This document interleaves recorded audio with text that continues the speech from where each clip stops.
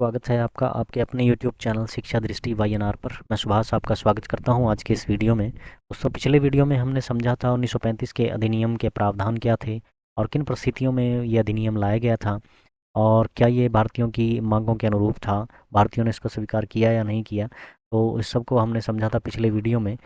ने भी वो वीडियो नहीं देखा है वो एक बार जाकर उसको ज़रूर देखें। और आगे का हम जो है चर्चा करेंगे आज इस पे, इसका महत्व क्या था, क्यों महत्वपूर्ण रहा 1935 का अधिनियम, तो इस पर भी आज हम चर्चा करेंगे।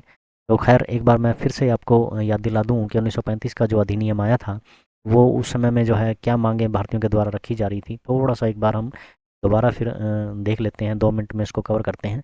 1919 का जो अधिनियम आया था वो संतोषजनक नहीं था भारतीयों के लिए और स्वशासन के रूप में लागू किए जाने वाले प्रावधानों में बहुत छोटा जो है वो लगता था भारतीयों को। उस समय भारतीय राजनेता निराश थे क्योंकि उन्हें लगता था कि जिस क्षेत्र पर उनका आधिकारिक रूप से नियंत्रण था वो अभी भी ब्रिटिश अधिकारियों के हाथों में था। तो ये नाखुश थे भारतीय उस समय में, उन वो अंग्रेज़ी सरकार से जो भी प्रावधान लागू करती थी अंग्रेज़ी सरकार, उसके प्रावधानों से वो नाखुश थे, जिस पर उनका पूरा नियंत्रण, अर्थात अंग्रेज़ी सरकार का पूरा नियंत्रण था उन क्षेत्रों पर। इसलिए इस मामले की समीक्षा करने और इसमें बदलाव करने का जिम्मा साइमन कमीशन को दिया गया था। तो साइमन कमीशन जब 1927 में बनाया गया था तो उससे भी नाखुश थे क्योंकि उसमें कोई भारतीय शामिल नहीं था।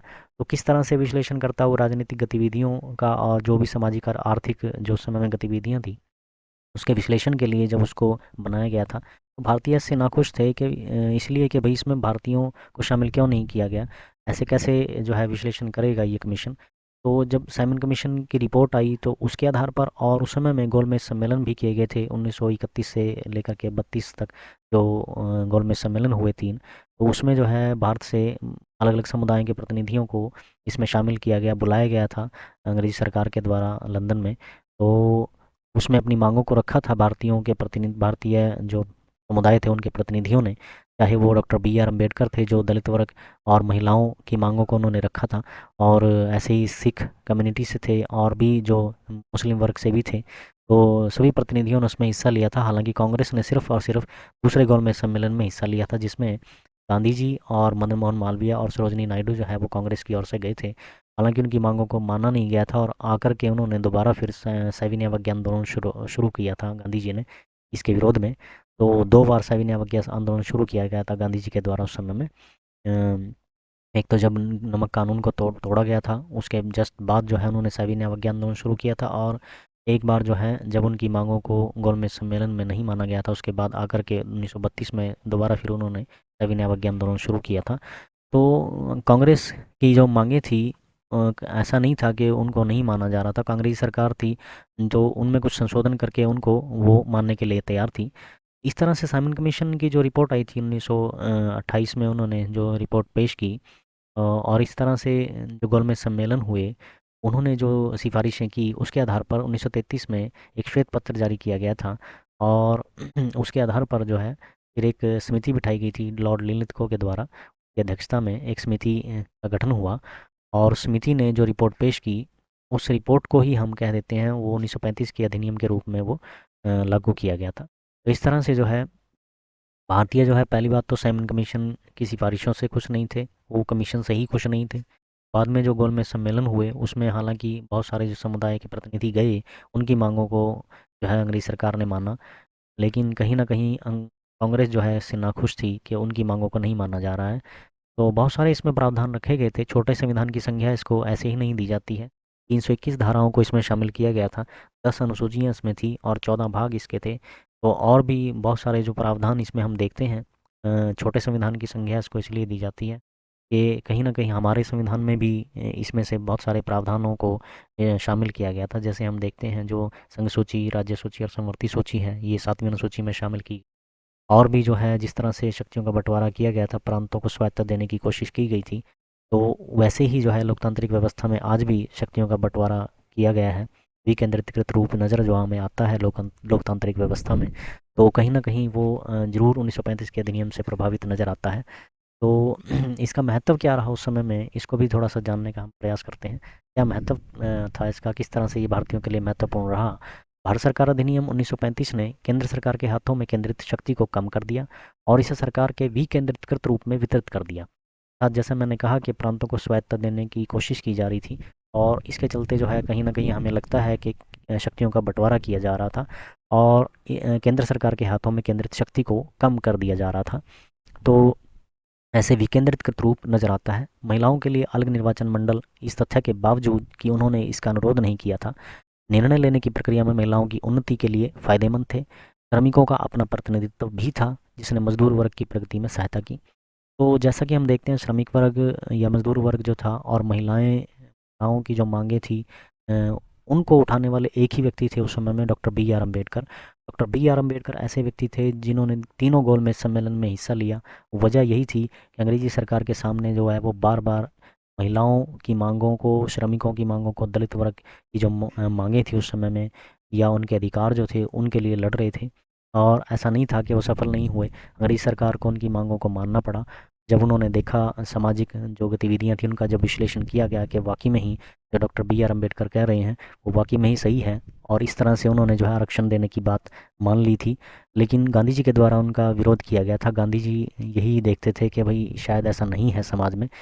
लेकिन क्योंकि डॉक्टर बी आर अम्बेडकर ने तो बचपन से झेला था उन सभी परिस्थितियों को, तो इसलिए वो ताउम्र जो है उन जो है इन परिस्थितियों से लड़ते रहे और आगे चलकर जो है अ, इन वर्गों को, चाहे वो श्रमिक वर्ग था या महिलाएं थी या मजदूर वर्ग था, दलित वर्ग था, एससी ओबीसी या एसटी जो भी हैं, तो इन सब के लिए वो उस समय में लड़े और आगे चलकर जो है जब संविधान का निर्माण हुआ तो उस समय में स्वयं जो है वो प्रारूप समिति के अध्यक्ष थे। तो उन्होंने जो है इस इन सब चीज़ों को, इन सब मांगों को जो है उन्होंने प्रायोरिटी पे रखा, प्राथमिकता उन्होंने दी इन सब मांगों को। और आगे चलकर जो है महिलाओं के लिए आज भी हम देखते हैं कि महिलाओं को जो अधिकार दिए गए हैं वो केवल और केवल डॉक्टर बी आर अम्बेडकर की बदौलत ही है। तो आज हमें ये लगता है कि सभी महिलाओं को ये पता होना चाहिए कि जो आज उनको उनके पास अधिकार हैं वो किसकी बदौलत हैं। तो ऐसे व्यक्तित्व को ज़रूर पढ़ने की ज़रूरत है आज सभी महिलाओं को। यह अधिनियम जो है प्रांतों को बाहरी हस्तक्षेप से मुक्त करके एक स्वायत्त दर्जा देने का पहला प्रयास था। जो है यहाँ पे मैंने कहा कि जैसे प्रांतों को स्वायत्तता देने की कोशिश की जा रही थी, तो बाहरी हस्तक्षेप से मुक्त करके एक स्वायत्त दर्जा देने का प्रयास किया गया था। यह अधिनियम भारत सरकार अधिनियम 1919 के तहत दिए गए अधिकारों की तुलना में अधिक लोगों को मतदान का अधिकार प्रदान करता है। जैसा कि मैंने पहले ही कहा कि बहुत सारे ऐसे समुदाय थे जो ये मांग करने लगे थे कि अगर मुसलमानों के लिए अलग निर्वाचन मंडल स्थापित किया जा सकता है तो हम सब के लिए भी जो है ये किया जाए और हमें भी मतदान का अधिकार दिया जाए। तो ऐसे में महिलाओं को भी मतदान का अधिकार दिया गया और दूसरे समुदाय के लोगों के लिए भी अलग निर्वाचन मंडल स्थापित किया गया। इस अधिनियम ने एक संघीय सरकार की स्थापना का भी सुझाव दिया जो राजकुमारों को भारत की राजनीति गतिविधियों में भाग लेने की अनुमति देगी। ऐसे में जैसे मैंने कहा कि 1935 के अधिनियम में अखिल भारतीय संघ की स्थापना करने का जो प्रावधान रखा गया था उसमें कहीं न कहीं राजकुमार यानी रियासतों को शामिल करने की बात की गई थी। हालाँकि इसमें कंडीशन रखी गई थी, एक शर्त रख दी गई थी कि 50% जो है राज्य है या प्रांत इसमें शामिल होना ज़रूरी है भारत के। तो जिसके चलते अखिल भारतीय संघ की स्थापना नहीं हो पाई। हालाँकि ये कोशिश ज़रूर की गई थी उस समय में। इसके अलावा भारतीय संविधान के प्रारूपकारों ने भारत सरकार अधिनियम की उन विशेषताओं को ध्यान में रखा जो एक स्वतंत्र भारत के लिए उपयुक्त थे। जैसे कि मैंने कहा आज भी हम देखते हैं हमारे संविधान में बहुत सारे ऐसे प्रावधान हैं जो 1935 के अधिनियम से प्रभावित हैं या उससे लिए गए हैं। तो वो चाहे हम देखते हैं कि राज्य सरकार या केंद्र सरकार की में जो शक्तियों का बंटवारा किया गया है उसको लेके हों या जो द्विसदनीय व्यवस्था है उसके संदर्भ में हों। तो भारत के संविधान ने भी ये विशेषता उधार ली कि प्रत्येक राज्य में एक राज्यपाल होना चाहिए जो केंद्र सरकार द्वारा चुना जाएगा। जैसा कि मैं अभी कह रहा था कि शक्तियों का बंटवारा किस तरह से किया गया है। जैसे हम देखते हैं राज्यपाल जो है वो राष्ट्रपति का प्रतिनिधि माना जाता है राज्य में। तो जैसी शक्तियाँ एक केंद्र में राष्ट्रपति के पास होती हैं वैसे ही राज्यपाल के पास जो है वो राज्य में होती हैं। संवैधानिक प्रमुख माना जाता है राज्य का। लोक सेवा आयोग जिसे हम भारतीय संविधान के अनुच्छेद 315 में देखते हैं तो ये भारत सरकार अधिनियम 1935 से ही लिया गया है। तो लोक सेवा आयोग जिसका गठन जो है 1926 में हुआ था ली आयोग की सिफारिशों के आधार पर। तो आगे चलकर जो है कुछ संशोधन किया गया है इसमें 1935 में और राज्य के लिए राज्य लोक सेवा आयोग, दो या दो से अधिक राज्यों के लिए संयुक्त लोक सेवा आयोग का गठन जो किया गया। तो इस तरह से जो है ये जो प्रक्रिया थी ये पूरी की पूरी प्रक्रिया वैसी की वैसे ही हमने 1935 के अधिनियम से ही ली। हमारे संविधान में वैसे ही आज ये 315 में मौजूद है और इस तरह से बहुत सारे प्रावधान जो थे वो 1935 के अधिनियम से हमने उठाए हैं। और हम देखते हैं कि 1935 का जो अधिनियम था, ये कहीं न कहीं महत्वपूर्ण तो था कुछ अधिकारों को लेकर के।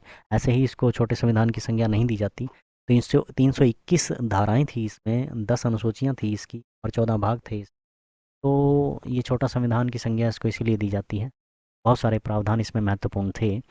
तो मैं कह रहा हूँ जैसे कि कुछ अधिकारों को लेके ये महत्वपूर्ण था, जैसे कि हम कह सकते हैं श्रमिकों को प्रतिनिधित्व देना, मजदूर वर्ग के जो अधिकार थे उनको आरक्षण देने की जो बात की गई थी, महिलाओं को मताधिकार देने की जो बात की गई, और एक संघीय सरकार की स्थापना की बात जो यहाँ पे की गई, शक्तियों का बंटवारा करके जो है प्रांतों को स्वायत्ता देने की जो बात की गई, तो कहीं ना कहीं ये महत्वपूर्ण तो रहा। तो आगे चलकर देखते हैं फिर हम अगस्त प्रस्ताव क्या था, और अगस्त प्रस्ताव जो है किन परिस्थितियों में लाया गया था। उससे जस्ट पहले हम देखते हैं कि 1939 में विश्व युद्ध भी शुरू हो चुका था। तो किस तरह से अगस्त प्रस्ताव आया और क्या उसमें प्रावधान थे, हम जाने अगले वीडियो में। तो ये छोटे छोटे से कंसेप्ट हैं, हम उनको एक एक वीडियो में कवर करेंगे, तो ज़्यादा लॉन्ग वीडियो नहीं बनेगा और ये समझ में भी आपको आ जाएंगे ये कंसेप्ट।